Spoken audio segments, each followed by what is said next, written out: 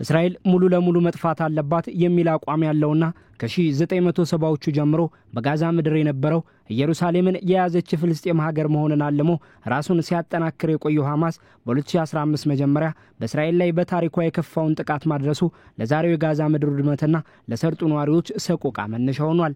19 ወራትን ያስቆጠረው የእስራኤል ዘመቻ 90% ወይም 1.9 ሚሊዮን የጋዛ ነዋሪዎችን ሲያፈናቅል እስራኤልን በዓለም አቀፉ ማህበረሰብ እያስነቀፈ ያለ የሰብአዊ ቀውስን አድርሷል። በዚህ ጦርነት ከ54400 የሚልቁ የጋዛ ነዋሪዎች ሕይወት ሲያልፍ ከ124000 በላይ ቆስለዋል። ላለፉት 3 ወራት የሰብአዊ እርዳታን መዝጋቷም የከፋ ረሃብ ስጋትን በጋዛ ምድር አሳድሯል። እስራኤል ሙሉ ለሙሉ በሚባል ደረጃ የጋዛ ምድርን በወታደራዊ ዘመቻው ያካለለች ሲሆን ምንም እንኳን በአዳዲስ የጋዛ ነዋሪዎች ታጣቂዎቹን ሊተካ ይችላል የሚል እሳቤ ቢኖርም አብዛኞቹን ታጣቂዎቹን ያጣው ሐማስ ጦርነቱ እንዲያበቃ ፍላጎት ማሳየት ከጀመረ ሰንበት ብሏል።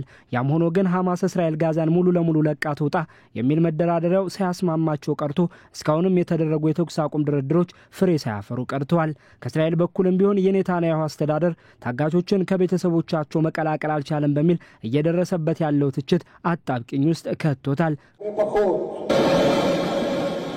በዚህ ዘመቻ የእስራኤል ዋነኛ አጋሯ ሆና የቆየችው ዩኤስ አሜሪካ አሁን ላይ የተኩስ አቁም ስምምነት ረቂቅን ይዛ ሐማስና እስራኤል እንዲደራደሩ እየጠየቀች ነው። በአሜሪካ የመካከለኛው ምስራቅ ልዩ መልእክተኛ ስቲቭ ዊትኮፍ የቀረበለትን የተኩስ አቁም ስምምነት ረቂቅ ሐማስ ከሳምንት በፊት ከተስማማ ነው የተለየ ነው ብሎታል። የሐማስ ከፍተኛ ባለስልጣኑን ባሲም ናይምን አልጀዚራ ዋቢ እንዳደረገው ምንም እንኳን ሰነዱ ጦርነቱን ለመቋጨት ዋስትና ባይሰጥም ለሰነዱ አዎንታዊ ምላሽ ሰጥተናል ብሏል። ሐማስ ለአሜሪካ በሰጠው ምላሽ 10 በህይወት ያሉና 18 ህይወታቸው ያለፈ ታጋቾችን በእስራኤል ለታሰሩ እስረኞች ልዋጭ እንደሚሰጥ ገልጿል። ሆኖም እስራኤል በጋዛ የሚደረግን እርዳታ አግዳ ዘመቻዋን ማጠናከሯ ያሰጋው ሐማስ ታጋቾችን ከለቀቀ በኋላ ቴልአቪቭ ዘመቻዋን ትቀጥላለች የሚል ስጋት አድሮበታል።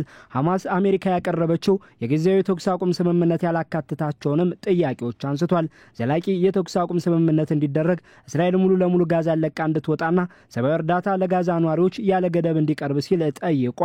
የአሜሪካ ሰነድ ግን ለ60 ቀናት የተኩስ አቁም እንዲያደርጉና ቀጣይነት ላለው የተኩስ አቁም ስምምነት እንዲነጋገሩ የሚጠይቅ ነው። የሐማስን ምላሽ ተከትሎ የአሜሪካ የመካከለኛው ምስራቅ ልዩ መልእክተኛ ዊትኮፍ በኤክስ ገጻቸው ምላሹን ሙሉ ለሙሉ ተቀባይነት የሌለውና ወደ ኋላ የሚጎትት ብለውታል። አክለውም ሐማስ በዚህ ሳምንት የሚጀምረውንና ለድርድር ቅድሚያ የሚሰጠውን ሰነድ ቢቀበል ይሻላል ብለዋል።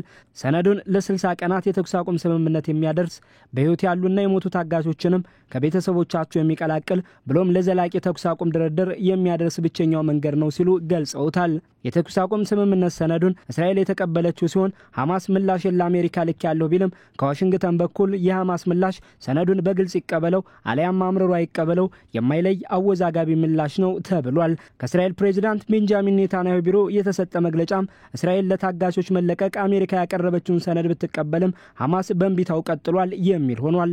ጦርነቱ ከተጀመረ ወዲህ አሁን ላይ ከፍተኛ አጣብቂኝ ውስጥ የገባውና ደጋግሞ ቅድመ ሁኔታዎች ካልተሟሉ በሚል የተኩስ አቁም ስምምነቶችን እምቢ ያለው ሐማስ ግን ደፍሮ አልቀበልም አላለም። ሐማስ በእስራኤል ላይ ያደረሰውን ጥቃት ተከትሎ የተጀመረውና ከ600 በላይ ቀናት ባስቆጠረው የእስራኤል ዘመቻ ከ2.2 ሚሊዮን የሚልቁ የጋዛ ነዋሪዎች በታሪካቸው የከፋ ሁኔታ ውስጥ መግባታቸው የአደራዳሪዎች ግፊት የአሜሪካን የተኩስ አቁም ስምምነት ረቂቅ ሰነድ እምቢ እንዳይል ቡድኑን ጫና ውስጥ ከቶታል።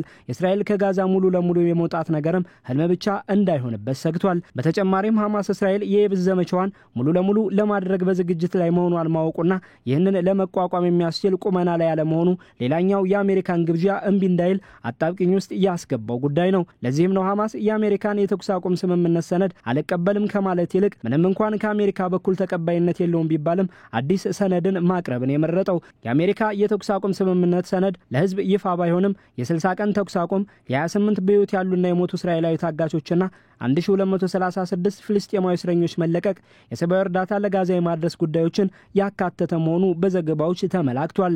አሜሪካ የተኩስ አቁም ስምምነት ሰነዱን እስራኤል እንደምትቀበለው ካረጋገጠች በኋላ በሐማስ ልካ እምቢምሽም ያልሆነ ምላሽን ከሐማስ አግኝታለች። የእስራኤሉ ፕሬዝዳንት ቤንጃሚን ኔታንያሁም ታጋቾችን ወደ ቤተሰቦቻቸው መቀላቀል አልቻሉም በሚል ወቀሳ አጣብቂኝ ውስጥ የገቡ መሆናቸው ለሙሉ በሙሉ የየብስ ዘመቻ በተዘጋጁበት ጊዜ ታጋቾችን ከቤተሰቦቻቸው ለመቀላቀል ጊዜያዊ የተኩስ አቁም ስምምነት ለማድረግ ቢገደዱም ሐማስ ዘላቂ የተኩስ አቁም ስምምነት እንዲደረግ ጽኑ ፍላጎት ቢኖረውም እስራኤል ግን ቡድኑ ሙሉ ለሙሉ ትጥቁን ካልፈታ ከጋዛ መንግስትነት ካልለቀቀና መሪዎቹ የጋዛ ሰርጥን ለቀው ካልወጡ ጦርነቱን አላቆምም ባይናት። ከመቼውም ጊዜ በላይ ከ2.2 ሚሊዮን የጋዛ ህዝብ ጋር አጣብቂኝ ውስጥ የገባው ሐማስ የአሜሪካን የ60 ቀናት የተኩስ አቁም ስምምነት ሰነድ ከመቀበል የተሻለ አማራጭ የለውም እየተባለም ነው።